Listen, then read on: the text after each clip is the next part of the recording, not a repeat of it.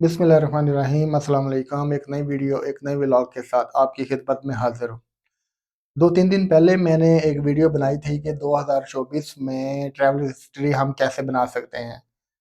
Thumbnail का मैंने जो बनाया था उसमें मैंने ये लिखा था कि एजेंट्स के पास पैसे बर्बाद करने से बेहतर है कि दुनिया भी घूमें और यूरोप का वीज़ा भी हासिल करें।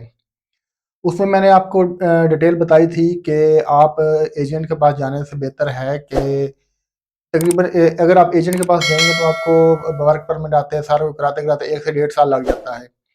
तो इसी 1 साल में आप एजेंट को जो पैसे देने हैं, उससे आधे पैसों में आप 6-7 कंट्रीज़ को ट्रैवल करें और वहाँ पर घूमें-फिरें और उसके बाद आप किसी अच्छी कंट्री का वीज़ा अप्लाई करें, तो इंशाल्लाह आपको वीज़ा मिलेगा और वीज़ा ग्रांट होने की जो रेशियो होगा, वो इंशाल्लाह 90 प्लस होगी।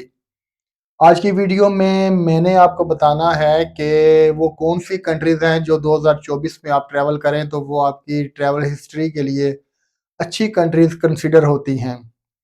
लेकिन वे मज़ीद आगे बढ़ने से पहले आप सबसे रिक्वेस्ट है कि अगर आप नए हैं तो चैनल को सब्सक्राइब ज़रूर कीजिएगा, बेल आइकन प्रेस कीजिएगा, वीडियो को लाइक, कमेंट, शेयर ज़रूर कीजिएगा।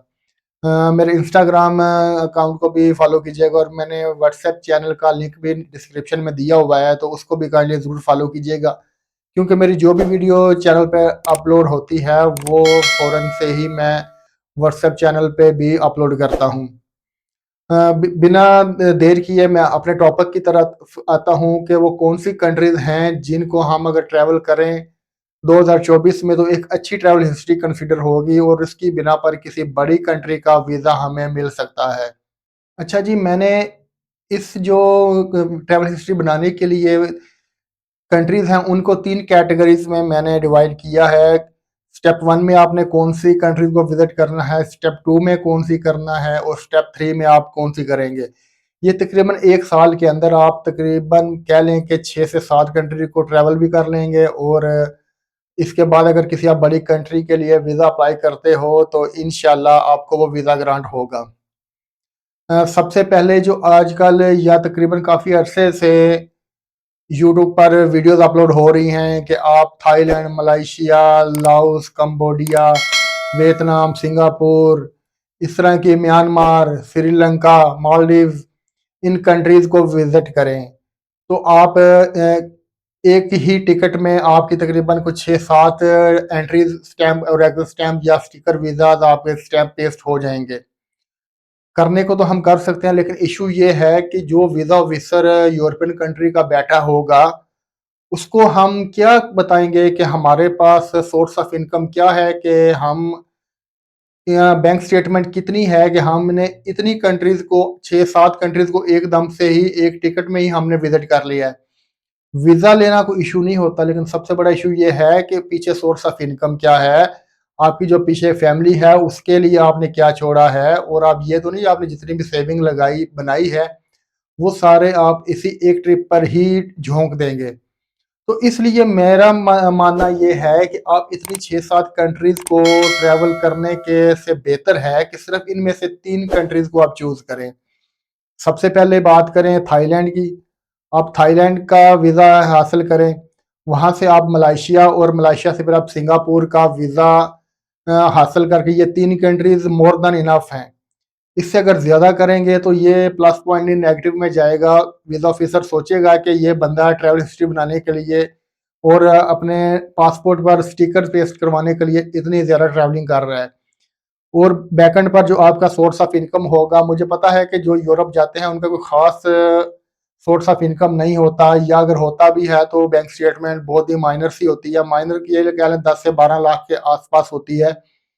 तो बेहतर ये है कि आप थाईलैंड, मलेशिया और सिंगापुर को सिर्फ एक ट्रिप में करें, ये सबसे बेस्ट है। Laos, Cambodia, Vietnam, Myanmar, Sri Lanka, Maldives इनको मेरे ख्याल से आप स्किप करें। वीज़ा ऑफिसर को एक स्ट्रॉन्ग मैसेज दें कि जनाब मेरे पास जितना मेरा सोर्स है, उसके अंदर रहते हुए मैंने अच्छी कंट्रीज़ को विज़िट किया है, अच्छी कंट्रीज़ को मैंने चूज़ करके ट्रैवल किया है। बजाए इस करके मैं लोकल कंट्रीज़ के सिर्फ स्टिकर पेस्ट करवाने के लिए मैंने ट्रैवल नहीं किया क्योंकि उन पर भी काफ़ी एक्सपेंस आता है। वीज़ा तो शायद आपको मुनासिब चार्जेज़ में मिल जाएगा, लेकिन वहाँ पर आने-जाने का खर्चा, रहने का, खाने-पीने का, घूमने का खर्चा वो काफ़ी ज़्यादा होता है, तो इसलिए बेहतर है कि जस्ट आप थाईलैंड, मलेशिया और सिंगापुर को ही स्टेप 1 में ट्रैवल करें। अच्छा जी, अब आते हैं स्टेप 2 की तरफ। स्टेप 1 जब आप के करोगे तो उससे अगले 6 माह बाद, 6 माह से पहले नहीं, 6 माह के बाद आपने वीज़ाज़ अप्लाई करने हैं दुबई, अज़रबैजान और तुर्की का।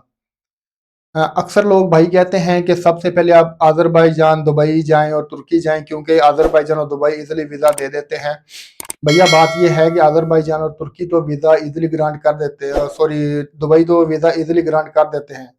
लेकिन तुर्की वीज़ा देने में हिचकिचाता है और वो 90% रिफ्यूज़ल ही होता है।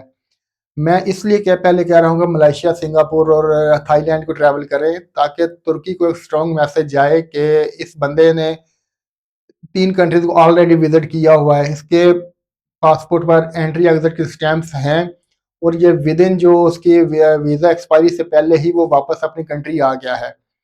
तो स्टेप 2 में आप करें कि दुबई का वीज़ा लें, उसके बाद अज़रबैजान का जो वीज़ा ई वीज़ा है वो लें और फिर उसके बाद आप तुर्की अप्लाई करें। तो ये 3 कंट्रीज़ होंगी, एक टिकट में आप आ जा सकते हैं। दुबई जाएँ, वहाँ से आप अज़रबैजान, अज़रबैजान से तुर्की, तुर्की से फिर दोबारा वापस दुबई और फिर पाकिस्तान आएँ। तो ये 6 माह के अंदर आपकी तकरीबन 6 कंट्रीज़ हो जाएँगी जो आपने विज़िट कर ली होंगी। और काफ़ी इसके में जो है दुबई का ई वीज़ा होता है, अज़रबैजान का ई वीज़ा होता है और बाकी जो कंट्रीज़ हैं उनका स्टिकर वीज़ा होता है। तो ये एक अच्छी जो आपका ना पासपोर्ट की वर्थ बन जाएगी। स्टिकर और ई वीज़ा में जो डिफरेंशिएट करते हैं, मैं तो उस चीज़ को नहीं मानता, क्योंकि दोनों का पर्पज़ ही ट्रैवलिंग होता है। अगर आपने स्टिकर तो लगवा लिए लेकिन ट्रैवलिंग नहीं की, तो ये भी एक नेगेटिव पॉइंट होता है। नेक्स्ट किसी कंट्री के लिए आप अप्लाई करने जाओगे तो उस वहाँ का वीज़ा ऑफिसर आपसे पूछ सकता है कि आपने फलां कंट्री का वीज़ा तो लिया है लेकिन आपने ट्रैवल क्यों नहीं किया? तो वो काफ़ी आपको टफ टाइम दे सकता है। तो मेरी जो सेकंड रिकमेंडेशन थी वो मैंने आपको बता दी है कि दुबई, अज़रबैजान और तुर्की को आप विज़िट करें। अच्छा जी, स्टेप 3 में अक्सर लोग कहते होते हैं कि इन कंट्रीज़ को विज़िट करने के बाद आप साउथ अफ्रीका को विज़िट करें। साउथ अफ्रीका की ट्रैवल हिस्ट्री बहुत अच्छी ट्रैवल हिस्ट्री कंसिडर होती है, लेकिन मेरा मानना है कि आजकल जो इन है वो है, साउथ अफ्रीका से बेहतर है कि आप हांगकांग का वीज़ा अप्लाई करें। हांगकांग पाकिस्तानियों को ईज़िली वीज़ा ग्रांट कर रहा है, कोई इश्यू नहीं होता। अगर आपकी प्रोफाइल बस नॉर्मल से अच्छी भी है तो वो आपको वीज़ा ग्रांट कर देता है।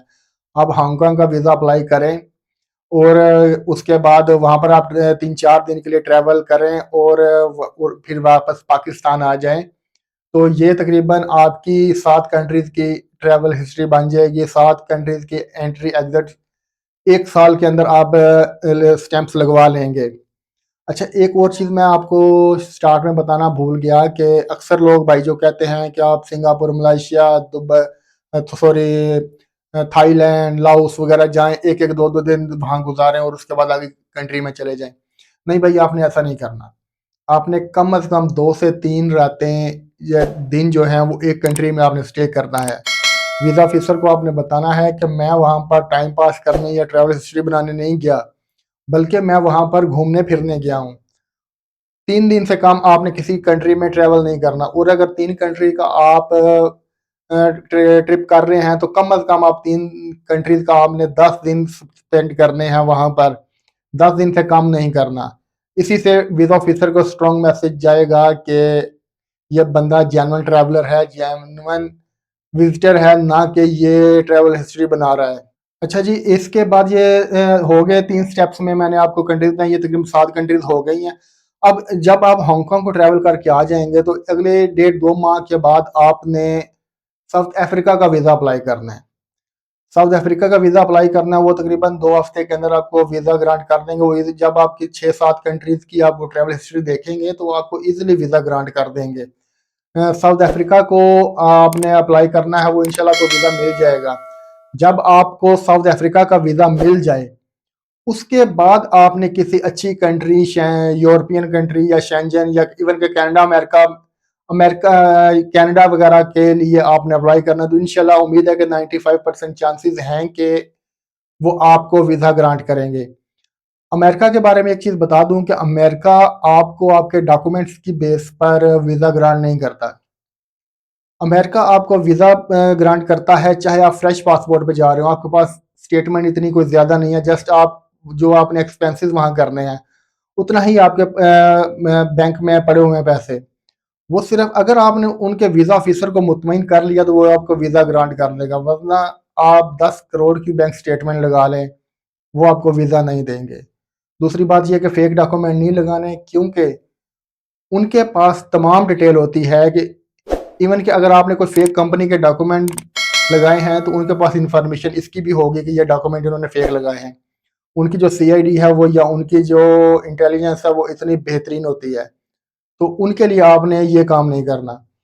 तो ये थी जनाब आज की वीडियो, जिसमें मैंने तकरीबन 7 से 8 कंट्रीज़ के बारे में आपको बताया है। अगर आप इनके 1 साल के अंदर वीज़ाज़ ले लेते हो, ट्रैवल कर लेते हो, तो इंशाल्लाह किसी बड़ी कंट्री के लिए आप वीज़ा अप्लाई करते हो तो वो आपके लिए बेस्ट रहेगा और आपको इंशाल्लाह वीज़ा मिलेगा। और अल्टीमेटली जो आपका ख्वाब है कि आपने यूरोप में सेटल होना है या शेंजन में सेटल होना है, तो इंशाल्लाह वो पूरा होगा। उम्मीद करता हूँ कि आपको मेरी आज की ये वीडियो पसंद आई होगी। इंशाल्लाह अगली कुछ वीडियोस में मैं आपको इन जो कंट्रीज़ मैंने 7-8 बताई हैं, इनका वन बाय वन जो है वो तमाम डिटेल बताऊँगा कि सपोज़ थाईलैंड का वीज़ा आपने कैसे अप्लाई करना है, उसके लिए रिक्वायरमेंट्स क्या हैं, डॉक्यूमेंट्स क्या हैं, वीज़ा प्रोसेसिंग टाइम क्या है, कैसे अप्लाई करना है। इंशाल्लाह ये हर कंट्री को मैं डिटेल में वन बाय वन डिस्कस करूँगा और वीकली एक कंट्री को इंशाल्लाह हम जो है ना वो डिस्कस करेंगे। उम्मीद करता हूँ कि आपको मेरी आज की ये वीडियो पसंद आई होगी। अगर वीडियो पसंद आई है तो वीडियो को लाइक कीजिएगा, शेयर कीजिएगा उन दोस्तों के साथ जो 2024 में ट्रैवल हिस्ट्री बनाना चाहते हैं और यूरोप जाना चाहते हैं, ना कि एजेंट के थ्रू वो जाना चाह रहे हैं। इंशाल्लाह मैं अब नेक्स्ट किसी अच्छी सी वीडियो में आपके साथ मुलाकात करूँगा। अपना ख्याल रखिएगा। अल्लाह हाफ़िज़।